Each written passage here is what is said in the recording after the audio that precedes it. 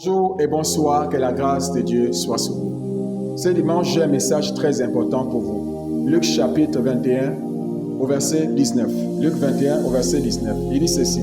Par votre persévérance, vous sauverez vos âmes. Par votre persévérance, vous sauverez vos âmes. Qu'est-ce que cela veut dire? Quel que soit votre problème, quelle que soit votre situation, vous devez apprendre à persévérer. Quel que soit ce que vous vivez, par quoi vous traversez, apprenez à persévérer. Ne soyez pas pressés dans la vie. Ne vends pas ton âme à cause de l'argent. Ne vends pas ton âme à cause d'un bien matériel. Ne vends pas ton âme à cause du soi-disant mariage. Ne vends pas ton âme parce que tu veux construire. Ne vends pas ton âme parce que tu veux un véhicule. Ne vends pas ton âme parce que tu veux voyager. Non, en faisant cela, tu vendras ton âme au diable. Mais la Bible dit, tu sauveras ton âme en patientant. Tout ce que Dieu fait est bon. Il faut apprendre dans la vie à patienter. Quelle que soit la situation, aucune situation n'est éternelle. Voilà pourquoi il est important de patienter, quel que soit ce que nous vivons. C'est quoi la patience? La patience, c'est la capacité de rester calme face aux défis de la vie. La patience est la capacité de rester calme face aux défis et aux controverses de la vie. Donc, quel que soit ce que vous vivez, ce que vous traversez, apprenez à patienter. Sachez qu'aucune promesse de Dieu ne peut s'accomplir sans patience. C'est impossible. Aucune promesse de Dieu ne peut s'accomplir sans la patience. Dieu a promis un enfant à Abraham, mais il a fallu patienter pour que cela devienne.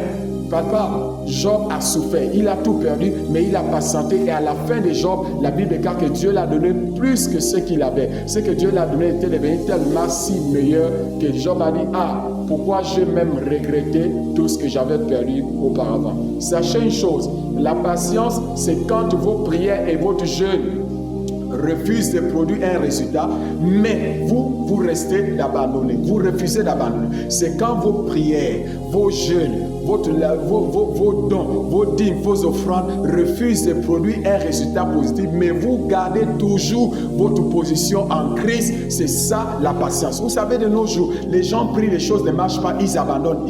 Les gens font des jeûnes et ça ne produit pas un résultat. Ils disent que Dieu ne m'écoute pas et ils vont chercher d'autres alternatives. Laissez-moi vous dire, les alternatives ne sont pas bonnes parce que vous ne voyez pas le fond de cette alternative. Dieu est original et vous devez apprendre à rester avec Dieu, quels que soient les vents et marées. Donc, si tu as jeûné, mon frère, tu as jeûné, ma soeur, et que la situation ne change pas, continue à jeûner. Garde juste la foi, persévère. Ne vends pas ton âme à cause de l'argent. Ne vends pas ton âme. De nos jours, nous voyons même des jeunes filles, des jeunes gens qui rentrent dans la loge, dans les sectes, parce qu'ils veulent avoir des richesses. Laissez-moi vous dire, tu mourras et la richesse restera. Donc, il sera mieux de patienter parce que quand Dieu va te bénir, mon frère, ma soeur, tu auras la paix du cœur et tu dormiras tranquillement sans penser aux sacrifices que tu auras fait, sans penser aux esprits qui vont se manifester chez toi, qui vont te demander ton enfant ou ton mari ou quelque chose de bizarre.